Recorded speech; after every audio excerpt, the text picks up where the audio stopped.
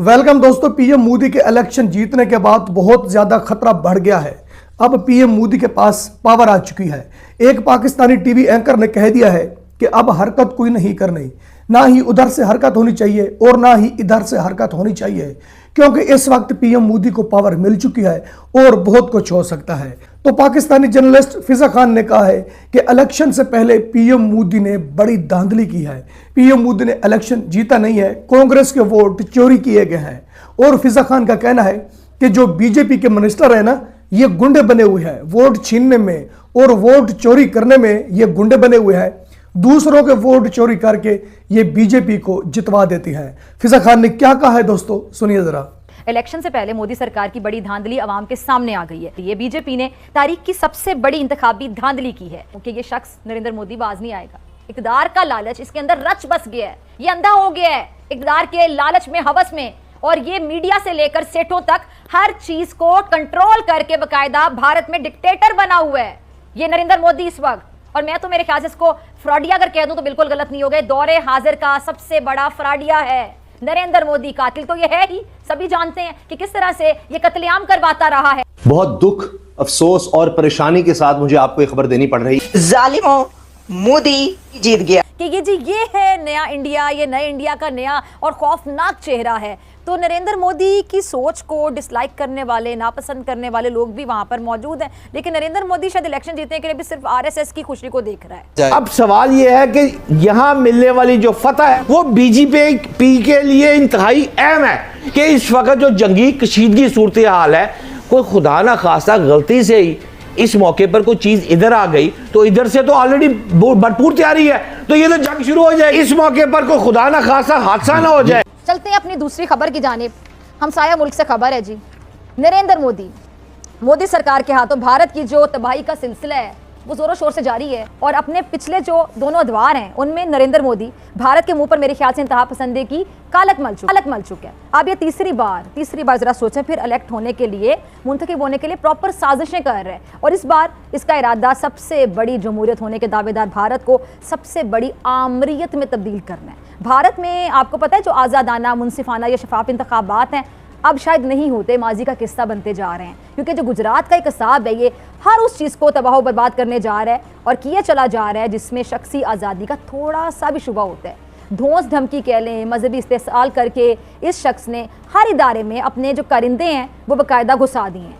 अब ये आदमी, ये नरेंद्र मोदी, भारत के आज़ाद जो इलेक्शन है उसको अपनी लपेट में ले रहा है। अच्छा, मैं नाज़िम आपके साथ ये शेयर करना चाहूँगी, मैं आपको ज़रा बताना चाहूँगी कि भारत जारी बात है आबादी के लिहाज से, रकबे के लिहाज से एक बड़ा मुल्क है, इसलिए वहाँ जो इंतखाबात करवाना है यकीनी तौर पे कोई आसान काम नहीं है। और जो इंतखाबी अमल है वो बड़ा पेचीदा है जिसके कई पहलू हैं। लेकिन जो भारतीय इलेक्शन कमीशन है, अब जरा गौर से सुनिएगा, भारतीय इलेक्शन कमीशन इस पेचीदा तरीन और मुश्किल तरीन काम को अब तक खुश असलूबी से अंजाम देता आया है। लेकिन मोदी के आने के बाद अब इलेक्शन कमीशन की जो गैर जानिबदारी है वो बाकायदा खतरे में, लोगों ने इस हवाले से आवाज़ें उठानी शुरू कर दी हैं। क्योंकि मुस्लिम दुश्मनी आप देख लें, दहशतगर्दी देख लें, इंतहा पसंदी देख लें, दोस्त धमकी देख लें, इसके गन में बाकायदा लिथड़ा हुआ नरेंद्र मोदी अब इलेक्शन कमीशन के पीछे पड़ गया।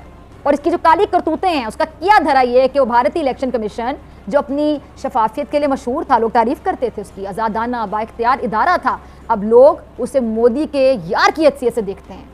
अब ये एक ऐसा इदारा बन गया, समझ लें, जो भारतीय जनता पार्टी जो है उसकी आप कह लें कि ज़ेली तंजीम कहला रहा है।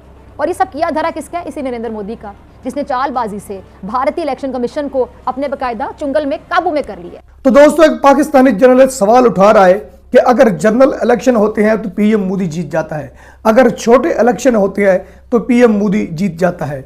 इसका मतलब है कि पीएम मोदी साफ और शफाफ इलेक्शन जीतता है। उस जर्नलिस्ट का यह कहना है दोस्तों कि मैं सिर्फ यही चीज पूछना चाहता हूं। उनका कहने का मतलब यह है कि पाकिस्तान में तो ऐसा नहीं होता, पाकिस्तान में धांधली की जाती है या इलेक्शन चोरी किया जाता है। मैं हैरान हूं इस बात पर कि हर इलेक्शन इंडिया में पीएम मोदी कैसे जीत जाता है। तो इस भाई को अब मैं जवाब देना चाहता हूं कि पीएम मोदी कैसे जीत जाता है। पीएम मोदी इलेक्शन ऐसे जीतता है, पीएम मोदी अब वो लीडर बन चुका है, ये अपना नुकसान उठा लेता है लेकिन इंडियन पब्लिक को चोट नहीं पहुंचने देता और ना ही इंडिया को पूरी दुनिया में झुकने देता है और ना ही किसी की बात मानता है। बाहर से कोई फैसला नहीं आता, किसी दूसरी कंट्री से पीएम मोदी अपने फैसले आप ही करता है, वो किसी की बात नहीं मानता। जब भी कोई पीएम मोदी से बात करता है ना तो पीएम मोदी उनकी बातों को नजरअंदाज कर देता है, उनकी बातें नहीं मानी जाती। जिस तरह पाकिस्तान में आईएमएफ के फैसले चलते हैं, इस तरह इंडिया में नहीं चलते। पीएम मोदी ने इंडियन पब्लिक को सर उठाकर जीना सिखाया है कि ऐसे जीना है और इंडिया में ऐसे जिंदगी गुजारनी है।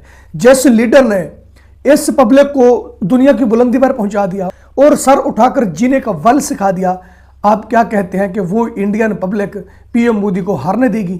पीएम मोदी को नहीं हारने देगी। जब तक पीएम मोदी जिंदा है ना, ये इलेक्शन नहीं हार सकता भाई। देख लेना, फ्यूचर में कोई भी इलेक्शन होगा ना, पीएम मोदी इलेक्शन नहीं हारेगा। तो इसी चीज को लेकर फिजा खान कह रही है कि पीएम मोदी ने इलेक्शन से पहले धांधली की है, पीएम मोदी ने वोट चोरी की है। आपको पता है कि ये गुजरात का कसाई है, ये जालिम है, ये किस तरह ये दूसरों का खून पीता है। ये इस तरह का कसाई है कि लोगों की हड्डियों से मांस उतार लेता है। लोग डरते हैं, लोग खौफ में हैं, और जो लोग इनको वोट नहीं देते, बीजेपी का गुंडा उनके घर पहुंच जाता है कि अगर वोट ना दिया तो दूसरे दिन आप नहीं बचेंगे। फिजा खान, आज तक इंडिया में ऐसा नहीं हुआ, चाहे बीजेपी है, कांग्रेस है, आम आदमी पार्टी है, किसी पार्टी से किसी बंदे ने पब्लिक से यह बात नहीं की कि अगर वोट नहीं दिया तो आप जिंदा नहीं रहोगे। बीजेपी की बात तो दूसरी तरफ है, जो और पार्टियां हैं ना, उनसे भी कोई बंदा यह बात नहीं करता, इंडियन पब्लिक को धमकी नहीं देते, क्योंकि वो इंडियन है। साफ और शफाफ इलेक्शन होते हैं। ये पाकिस्तान नहीं है कि इलेक्शन चोरी कर लिया जाएगा, डाके डाल लिए जाएंगे। वो इंडिया है।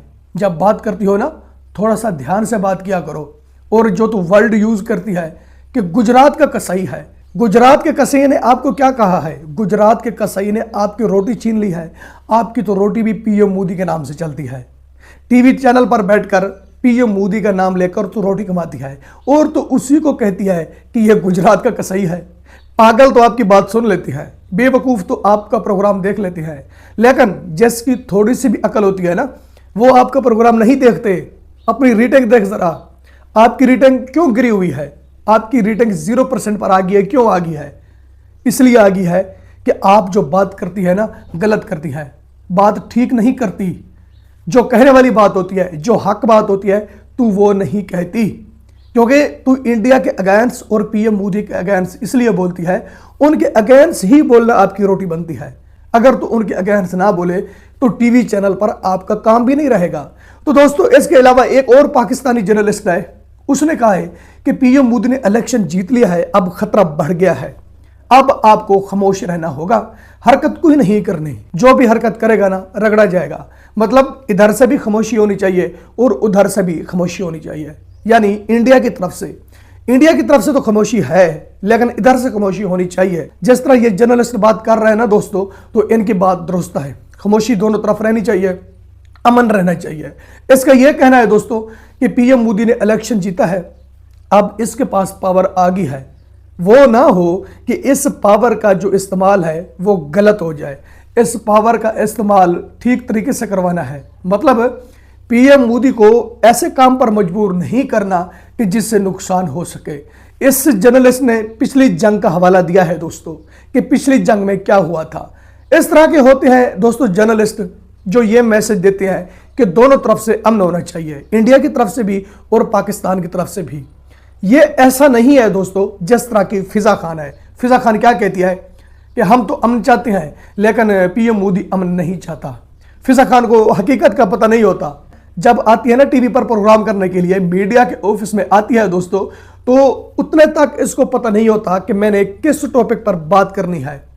पता इसको उस वक्त लगता है दोस्तों जब ये आकर ऑफिस में बैठ जाती है, फिर लिखा हुआ इनके सामने रख दिया जाता है कि मोहतरम फिजा खान, तुमने इस टॉपिक पर बात करनी है, तो फिजा खान उस टॉपिक पर बात करती है। लेकिन घर से जब आती है ना, इन्हें पता नहीं होता कि मैं कहां जा रही हूं और ऑफिस में जाकर क्या करूंगी। और जो इस तरह के जर्नलिस्ट हैं दोस्तों, वो कहते हैं कि अमन दोनों तरफ होना चाहिए। वो अमन क्यों चाहते हैं दोस्तों, आप जरा सुनिए। इस तरह के जर्नलिस्ट इसलिए अमन चाहते हैं दोस्तों, हमेशा ये पब्लिक की बात करते हैं। अब जो इस बंदे ने बात की है ना, इसके और प्रोग्राम भी देखें दोस्तों, तो ये पब्लिक पाकिस्तान की बात करता है, अपनी बात नहीं करता।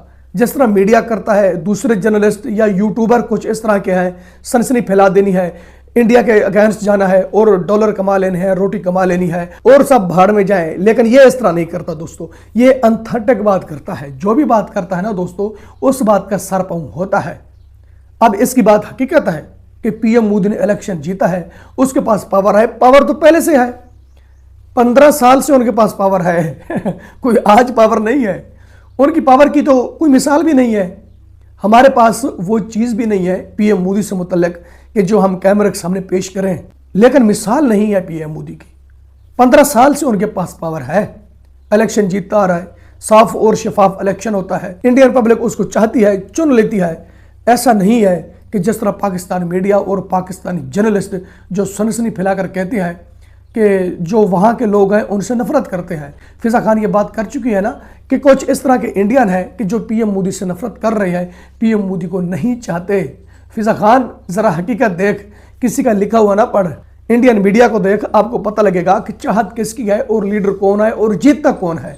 हकीकत आपके सामने आ जाएगी। दोस्तों, आपको वीडियो पसंद आती है तो वीडियो लाइक करें, वीडियो शेयर करें एंड चैनल सब्सक्राइब करें। अब तक के लिए इतना ही, मिलता है नेक्स्ट वीडियो में।